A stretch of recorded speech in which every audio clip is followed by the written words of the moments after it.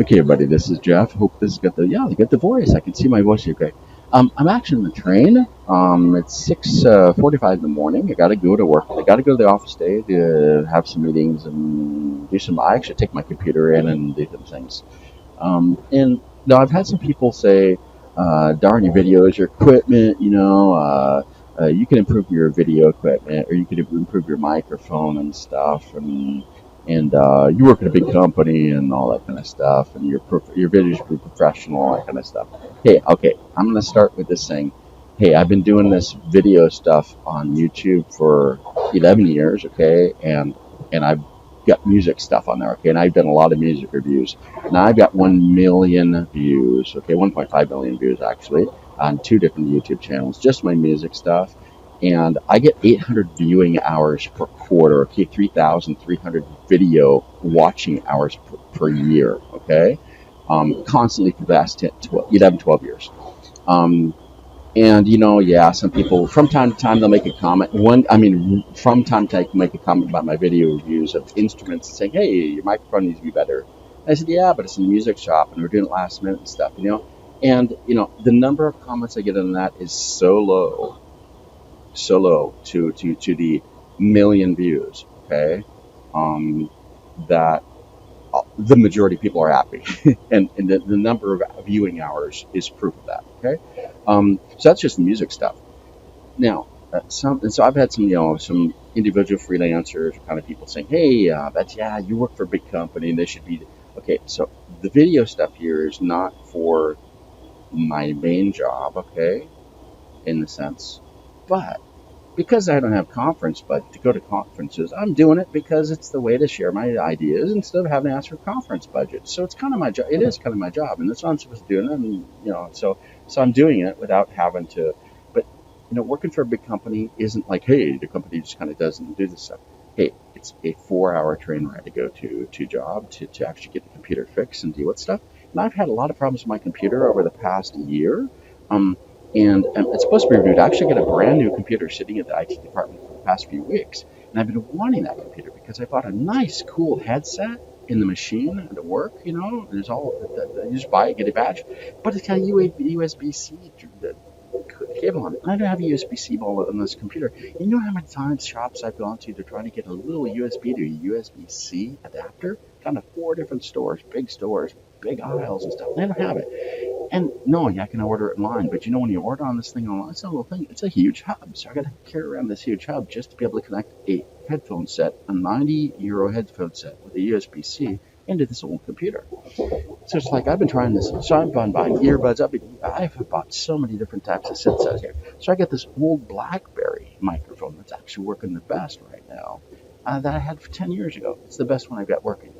So and I'm waiting for the new computer, but I got to back up 500 gigabytes of of, of video stuff and other stuff over the past 5 years onto another computer. But I'm not supposed to use a hard drive. I got to do this on like OneDrive. But since my bandwidth at home is so low, backing up 500 gigabytes onto OneDrive, online would like take 2 years.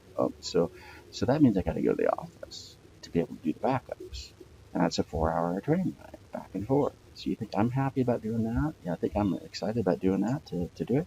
And they won't give me a hard drive, so I get to be able to pull up my own hard drives and kind of do some mingling here and a WinTera here to actually be able to do the file management. So hey, it's kind of like, well, that's so yeah, working for big companies doesn't mean that it fixes everything. It doesn't mean you got budget everywhere. It just means you get more challenges. And sometimes I like to not have to have all those challenges all the time, and not have to use a certain setup that I can't, do.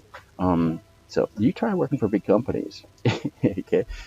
Been doing the small companies, I've been doing big companies. Hey, sorry for the buzz. I'm on the train. So I get another 1 minute before I get to the train station. There's a little more people arriving. Um, but I kind of want to just say, hey, I'm glad to be able to share the ideas here at the restaurants, and yeah, the little background noise. Okay, the microphone's not perfect. Hey, I'm not sitting at home in the studio, and there is a recording studio at the office, but again, it's a 4-hour.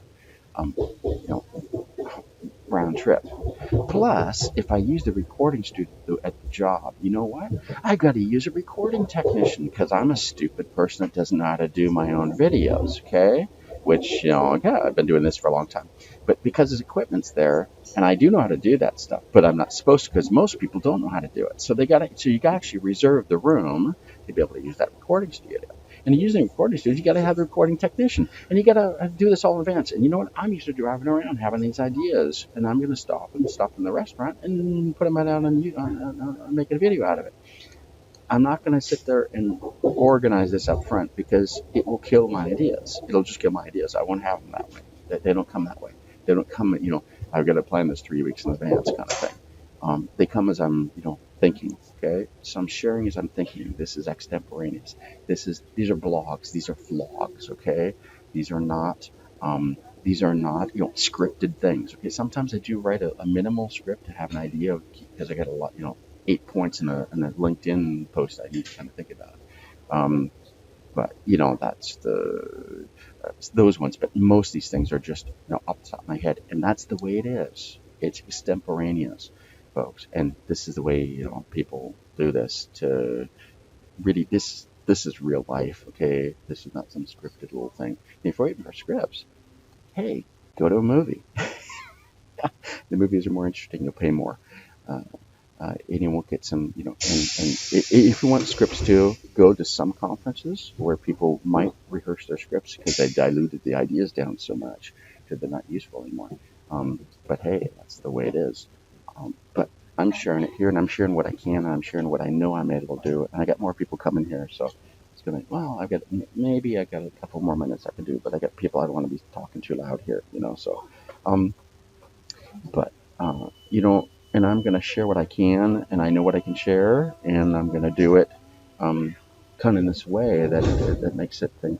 And some people say, yeah, but you're kind of just meandering. Hey, this is half the time I'm doing storytelling, so it's just storytelling, folks.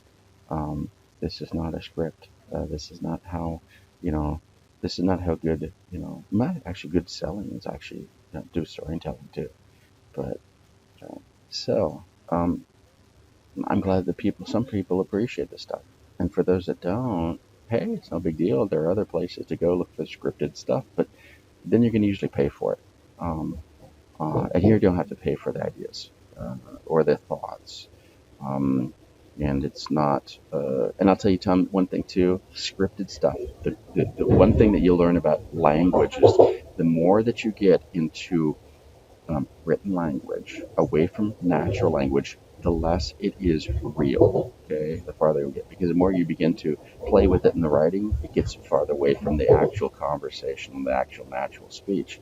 And I did a 6-month project on this full time to work on conversational speech, natural speech and doing things. So, and you know what, we did workshops with a bunch of writers, content creators in BAM, like in the first several weeks of the entire 6 months.